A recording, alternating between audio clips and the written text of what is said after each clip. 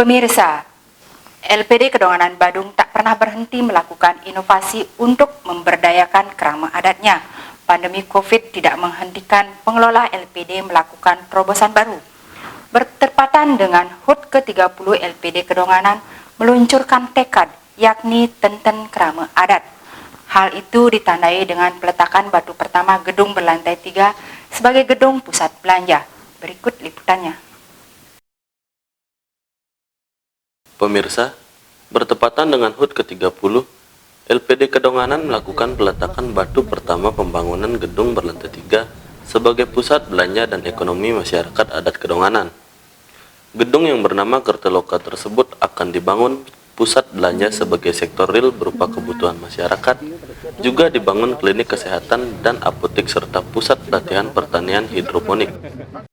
Terobosan di masa pandemi COVID ini, menurut Ketua LPD Kedonganan Ketut Madre, sebagai motivasi bagi masyarakat untuk kembali bangkit dan tidak hanya berpangku tangan menunggu dibukanya kembali sektor pariwisata.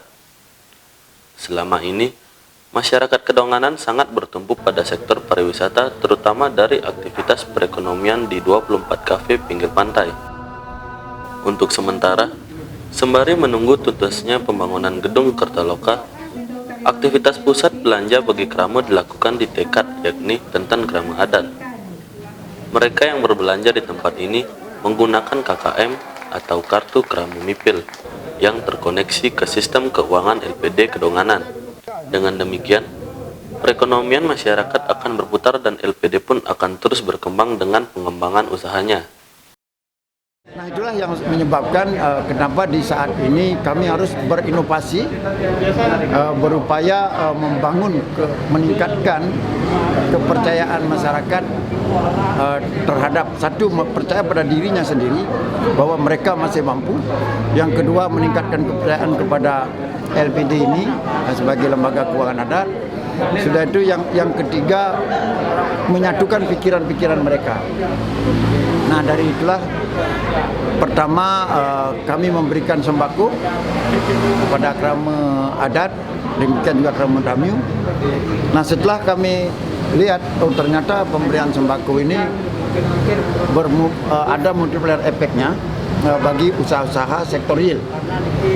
Nah, disitulah kami terinspirasi memperdayakan Aktipa yang kami miliki. Nah, salah satu contohnya yang di sini, yaitu Aktipa yang kami ambil alih, yang milik kerama, yang selanjutnya kita kelola. Dan mudah-mudahan dengan pola ini nanti kerama ke depan bisa melihat, selanjutnya bisa mereka manfaatkan, selanjutnya bisa mereka kelola.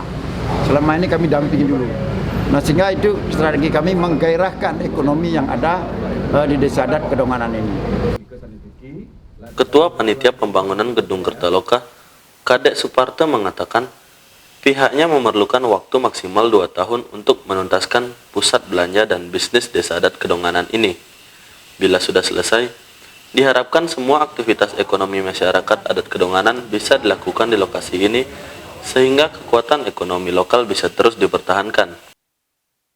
Nah, semua program yang di Gedung Kertaloka itu akan dioptimalkan untuk keterlibatan kerama adat. Satu dari segi pecalang, yaitu pengamanan, yaitu pecalang. Kemudian dari supplier desa adat, supplier besi, supplier bangunan, supplier listrik itu dari kerama adat. Kemudian dari tenaga kerja, dari tenaga admin, tenaga logistik, dan juga dari segi pengamanan. Itu semuanya optimal dari desa adat. Semoga dalam 1,5 tahun ini proyek berjalan lancar. Kemudian Tenten Mat yang di sini bisa pindah lokasi ke tempat yang sebenarnya. Jadi akan menjadi pusat niaga dan juga pusat layanan kesehatan di Desa Adat Kedonganan. Pilot project untuk desa-desa adat di seluruh Bali. Inovasi berupa Tenten Kerama Adat ini merupakan kado ulang tahun ke-30 LPD Kedonganan Badung, terutama di masa pandemi COVID-19. Jika sebelumnya selama 3 kali LPD Kedonganan memberikan bantuan sembako kepada kerama adat terdampak COVID-19, kali ini tetap melakukan inovasi baru untuk membangkitkan sektor ekonomi rakyat. Selain itu, LPD Kedonganan tetap akan membagikan daging babi jelang Galungan mendatang sebagai program unggulan memberdayakan kerama adat yang telah dilaksanakan selama lebih dari 14 kali. LPD Kedonganan dalam tutup buku tahun 2019 silam membukukan laba hingga 9 miliar rupiah dengan aset lebih dari 400 miliar rupiah.